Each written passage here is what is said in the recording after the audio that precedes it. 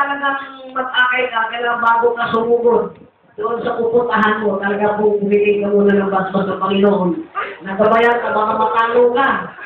So, nung mga time ngayon, nang pumasok ako sa bahay ng pamangkin ko, at para naman yung pinuso ko, itong family history na, mga magulang. So, nung time na yan, talagang naghanap ko sila. Marami pa kami noon, nagpupunta talaga ako nagkataksi kami, minsan kumuha pa ko ng driver. So, nung katagalan ako, wala na akong sumama. Sabi ko, bakit kaya? Tanong na naman ako sa sarili ko, bakit kaya? Ano naman nakita nila sa akin? Kasi, ang isa kasi hindi naman palataya, kapag ito'y nakikita sa isang Kristyano, piling kasi nila, tayo mga Kristyano, wala tayong karapatan at kamali. Kailangan perfecto tayo sa kanilang paligid para tayo maakay. So, napakahirap talaga magpakatotoo. Sabi ko, ano gagawin ko sa ang gagawin? Halos na ako. Sa akin ang gagaling lahat. Ano ba ito? Ano magagawin ko nito? So, ibig sabihin, yung time na yan talaga parang gusto ko lang pinawag. Ano na, kung minsan pumunta ako sa bahay nila. Kaya ko parang may mga sakit. Dumalaw ako dito sa pamilya nila. Talaga kung durar mo yung puso ko. Sabi ko, kawawa naman ito mga apo ko, mga pamangkin ko. Sabihin mo si Herman. Talo lang na sa espiritual. Talo ka sa isipan. Baksak ka lang sa mga totally damage. Tapos, naisip ko, nagpakasarap ako, mapunta dito, uwi doon, magpakasaya, ganun. Tapos, sinangatandaanan ko lang. So, nung time na yan talaga, nag-decision ako na mangahan ako umakyat sa bahay nila. Kasi yung mama nito, sabi ko nga sa inyo, makalinong unggoy. Napakahirap po. Dati yung mayroong depensa. So, ako naman din, siyempre, mayroon akong handa. Doon ko sila nakukumbinsi. Talaga kung baka sa pag-akay talaga, kung tayo mag-akay, idadaan natin sa takutan. Kailangan, pag nalakot ka, mayroon kang talaga Biblia na patotoo talaga na ito ang mangyayari sa inyo. O di ba? O basa. Nabasa nila, natotoo sinasabi ko. So, isip-isip sila, natotoo pala sinabi ni Mami. Hanggang dumating ng pagkataon. Ito ibang may inakay ko na ibang mga kapitbahay din nila dito, nakakay ko. Aba naman itong mga magulang. Para at ang gusto na rin sumama, paglinggo, kasi alam nila na paglabas na ni George, diretso kami sa Jollibee kakain. Ayun na naman palang habol nila, paglinggo, gustong sumama sa akin dahil may kainan. Okay lang sa akin yun. Kasi ganyan talaga, mahuhunan tayo Pag tayo nag-aakay, wala mapital tayo. Ang problema, pag nagpa-aruan ko ng Bible contact sa bahay, ayaw aatin kasi walang pagkain. Ay, wala na. Iba na to. So, wala noon, parang naglalamig ako, parang niluloko ko na yung sarili ko. Kasi minsan, nag-present tayong mga nanay na mga inaakay ko, nakikimami na rin, mahirap kayo pwede kami sumami.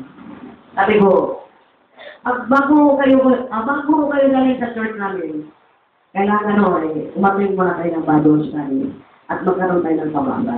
Yan ang unang, kasi nadadala na ako Para bang paglinggo, lagi kami nagpipiesta sa Jollibee. Ano ba yan?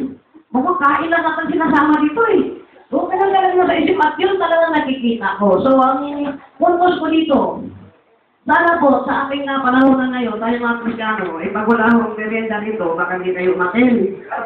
Umakin naman kayo.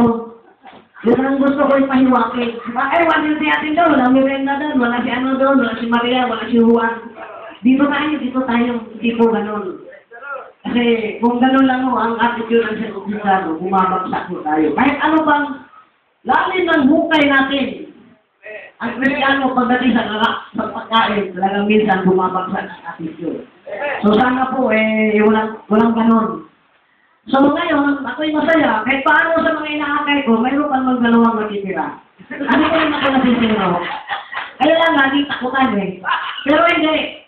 Promise na ako sa Panginoon, sa kay Brother Francis, bukas. Kasi simula na naman akong aakyat doon sa bahay nila. Kasi, tatlo pa yan sila, magkakapit Wala, nandun lang press the Lord sa TV. Hindi ko naman pwede pagpawalan ng TV kasi hindi ko naman sila kasama sa bahay. Ang hirap naman ang pagpawalan gano'n, kalikot ko, bubuksan. Di ba, napakahirap. So, napakahirap talaga. Magpapa-implement na hindi mo kasama sa bahay. So, bukas sabi ko, Brother Francis, okay, Brother Francis, ako sa'yo. Sa Panginoon, susugod na naman ako. Kaya napakahirap po talaga mag-akay. Kasi nga, matalino mga unggoy eh. So, yun lang ang patotoo ko at hindi pa naman din ako lugi kasi nandito pa rin yung dalawa eh. At salamat din sa hukom na ito dahil alam mo dati, pag sinabi ni Russell Knowles na kasi na, mas dantay sa hukom, ay na lang maghukum-hukum. Uwi na lang ako. Kasi minsan kami, may ugali ako na yung pang tumitingin ako sa attitude ng tao. Ngayon, isip-isip ako. Bakit ako tumitingin sa kanya? Ang sabi ng Panginoon, minsan ang Panginoon nagbigay ng katisuran sa ating maksa. Yan ang panungat talaga eh. So sabi ko, so kung kagumaya akong mga pinaghukum-hukum na sa mananit eh. Minsan dinitext ko ba si Brother, sino ba yung mga hukum na yan?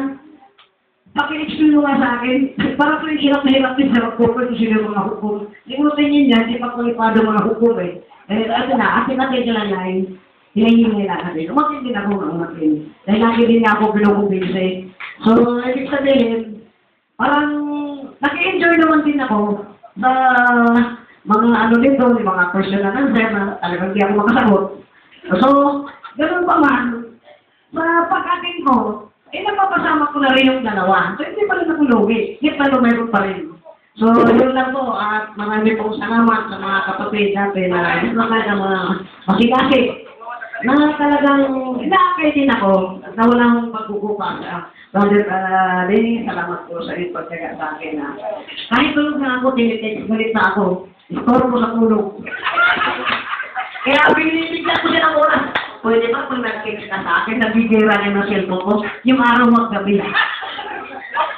At sisira ko ang tulog ko. Maawa lang po natin, lumapasok ako sa trabaho. So, yun lang po at marami pong salamat.